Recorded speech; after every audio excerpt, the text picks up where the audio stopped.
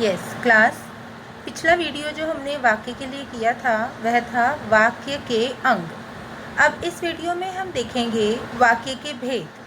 आप 9वीं कक्षा में वाक्य के भेद कर आए हैं। 8 भेद होते हैं, लेकिन वो होते हैं अर्थ के आधार पर, जो कि होते हैं विधानवाचक वाक्य, प्रश्नवाचक वाक्य, आज्ञावाचक वाक्य, संकेतवाचक वाक्य, संदेहवाचक वाक्य, विस्मयादिबोधक वाक्य और निषेधवाचक वाक्य, तो इच्छावाचक वाक्य। तो वो 8 अर्थ के आधार पर होते हैं। आज इसमें हम देखेंगे कि रचना अर्थात बनावट के आधार पर वाक्य के कितने भेद होते हैं। बनावट के आधार पर वाक्य के 3 भेद होते हैं: सरल वाक्य, संयुक्त वाक्य और मिश्र वाक्य। तो हम सरल वाक्य पर चलते हैं। जैसा कि आपने अभी पढ़ा था कि वाक्य में एक उद्देश्य होता है और एक विधेय होता है। तो सरल वाक्य साधारण सी परिभाषा है इसकी कि वह वाक्य जिसमें एक ही उद्देश्य होता है और एक ही विधेय होता है, चाहे उस उद्देश्य का कितना भी विस्तार हो और विधेय का कितना भी विस्तार हो, लेकिन वाक्य में 2 अलग अलग उद्देश्य और विधेय नहीं होंगे। पूरे वाक्य का एक ही उद्देश्य होगा और एक ही विधेय होगा, तो उसे हम कहेंगे सरल या फिर साधारण वाक्य। आप उदाहरण लीजिए, मैं केरल जा रही हूँ। इसमें उद्देश्य क्या है? मैं। विधेय क्या है?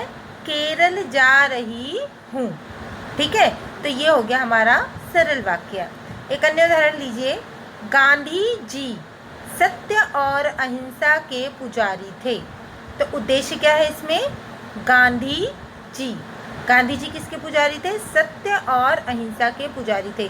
तो सत्य से लेकर थे तक हो गया हमारा विधेय और विधेय, और गांधी जी हो गया हमारा उद्देश्य। तो एक ही उद्देश्य है, एक ही विधेय है, अतः यह क्या हो गया हमारा एक साधारण वाक्य। अब इसी वाक्य में अगर हम उद्देश्य का विस्तार कर दें, जैसे कि राष्ट्रपिता महात्मा गांधी जी, ठीक है, सत्य और अहिंसा के पुजारी थे, तो हमारा वाक्य इतना लंबा हो गया, यहाँ राष्ट्रपिता महात्मा गांधी से लेकर यहाँ तक। लेकिन तब भी वाक्य में उद्देश्य तो एक ही है और विधेय भी एक ही है, इसलिए यह भी होगा हमारा साधारण वाक्य। इसी प्रकार से आज मेरे पिताजी को बुखार है, तो आज मेरे पिताजी हमारा उद्देश्य हो गया, बुखार है हमारा विधेय हो गया। ठीक है, एक और वाक्य, केशव और श्याम में बहुत मित्रता है। यहाँ पे और लगा है, लेकिन वो केशव और श्याम के लिए, तो ये पूरा का पूरा क्या हो गया हमारा उद्देश्य। ठीक है, में बहुत मित्रता है, अतः ये भी हो गया हमारा साधारण वाक्य। एक छोटी सी बात है इसमें ध्यान करने लायक कि जो साधारण वाक्य होता है बेटे, वह कभी भी उसको हम ब्रेक नहीं कर सकते, वह अपने आप में पूर्ण होता है, उसको आप तोड़ नहीं सकते, उस वाक्य के हिस्से नहीं कर सकते आप। ठीक है, अब आते हैं हम संयुक्त वाक्य। संयुक्त जैसे कि नाम से ही पता चल रहा है, जुड़ा हुआ, जिस वाक्य में जोड़ हो, जो जुड़ा हुआ वाक्य हो। ठीक है, तो उसको हम संयुक्त वाक्य कहते हैं। देखिए, जिसमें 2 या 2 से अधिक वाक्य खंड स्वतंत्र रूप में आते हैं और समुच्चय बोधक अव्यय, आपने पढ़ा था ना समुच्चय बोधक अव्यय, और, लेकिन, परंतु, इसलिए, ऐसे ही और भी पढ़े थे आपने, यदि, ठीक है, जो, तो पढ़े थे आपने समुच्चय बोधक अव्यय। तो अगर जो ऐसे समुच्चय बोधक, फिलहाल और, लेकिन, परंतु, इसलिए, ऐसे समुच्चय बोधकों से जुड़े जो वाक्य, लेकिन जो वाक्य खंड हो वो स्वतंत्र हो अपने अर्थ के लिए, ठीक है, तो उसे हम कहेंगे संयुक्त वाक्य। इसको आप उदाहरण से समझिए। देखिए, जैसे लड़के खेल रहे थे परंतु लड़कियां पढ़ रही थी। क्या आप इसके अंदर कोई 2 वाक्य निकाल सकते हैं? इसमें कौन से 2 वाक्य जुड़े हुए हैं? तो इसमें पहला वाक्य है लड़के खेल रहे थे और दूसरा वाक्य है लड़कियां पढ़ रही थी। ये 2 स्वतंत्र वाक्य हैं, पहला ये और दूसरा लड़कियां खेल रही थी। तो ये जो 2 स्वतंत्र वाक्य हैं, इसको किससे जोड़ा गया है? इसको परंतु से जोड़ा गया है। इंग्लिश में आपने पढ़ा होगा कनेक्टर्स, जो पढ़ा है ना, तो ये वही है। कंपाउंड सेंटेंस आपने इंग्लिश में पढ़ा होगा, कंपाउंड सेंटेंस, हिंदी में उसको संयुक्त वाक्य कहते हैं। तो जो कनेक्टर से जुड़ा होता है, तो ये दो वाक्य जो है ये अपने आप में वैसे तो पूर्ण है, लेकिन ये जुड़े हुए हैं किससे? परंतु से। अब आप इसमें देखें, एक उद्देश्य और विधेय नहीं है, इसमें उद्देश्य भी दो हैं। देखिए यहाँ पर इस वाले वाक्य में लड़के उद्देश्य हैं और इस वाले वाक्य में कौन है उद्देश्य? लड़कियाँ। इस वाले वाक्य में खेल रहे थे विधेय है, इस वाले वाक्य में है पढ़ रही थी। तो इसको हम इस प्रकार भी समझ सकते हैं जिसमें एक से ज़्यादा उद्देश्य और विधेय हों, तो वह होगा हमारा संयुक्त वाक्य। तीन बातें हैं संयुक्त वाक्य में। पहली, वाक्य जो उसमें दो या दो से अधिक स्वतंत्र वाक्य होते हैं। दूसरा, जो किसी समुच्चय बोधक अव्यय से जुड़े होते हैं। तीसरा, इन वाक्यों में एक से अधिक उद्देश्य और विधेय हो सकते हैं।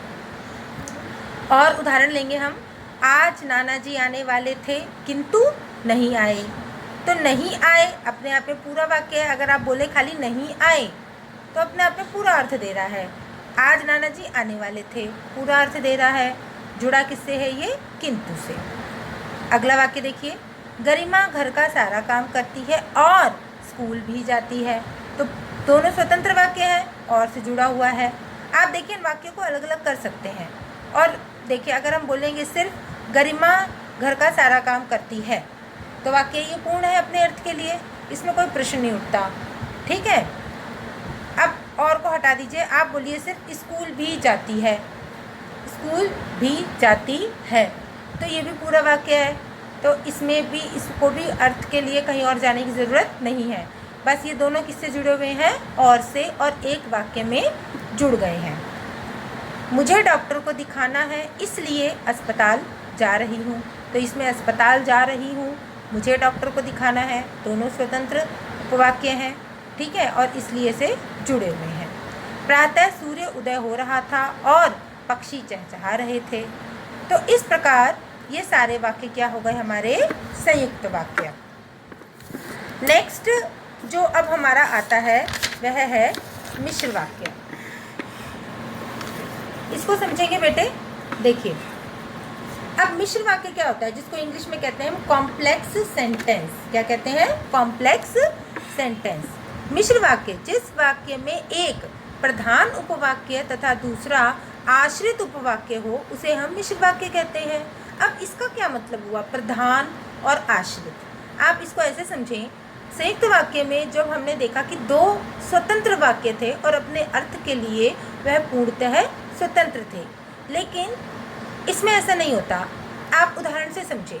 देखिए, जो रास्ते में मिला था वही मैकेनिक था। अब आप इसमें से दो वाक्य छाटिए, कौन कौन से वाक्य हैं? देखिए, पहला पार्ट है जो रास्ते में मिला था, दूसरा पार्ट है वही मैकेनिक था। अब आप दूसरे पार्ट को छुपा दें। ठीक है, आप देखिए सिर्फ जो रास्ते में मिला था, क्या ये अपने अर्थ के लिए पूरा है? कौन मिला था? अगर हमने जो लगा दिया, जो रास्ते में मिला था, भाई कौन मिला था, तो ये पूरा नहीं है। हमने आगे बोला वही मैकेनिक था, वही कौन? वही। ठीक है, तो ये जो है, ये वाक्य का अर्थ के लिए मुझे किस पर जाना पड़ेगा? इस पर जाना पड़ेगा। अर्थ की पूर्णता के लिए इन दोनों वाक्यों का आप एक दूसरे पर आश्रय है। तो इसलिए जो मिश्र वाक्य होता है उसमें दो या दो से अधिक वाक्य तो होते हैं, लेकिन वे एक दूसरे पर आश्रित होते हैं, स्वतंत्र नहीं होते। अब इसमें प्रधान कौन सा होता है? प्रधान इसमें वह वाक्य होता है जिसके बारे में अगला वाक्य बताता है। अब यहाँ पे लिखा है जो रास्ते में मिला था, तो जो ये इसके बारे में अगला वाला वाक्य बता रहा है वही मैकेनिक था।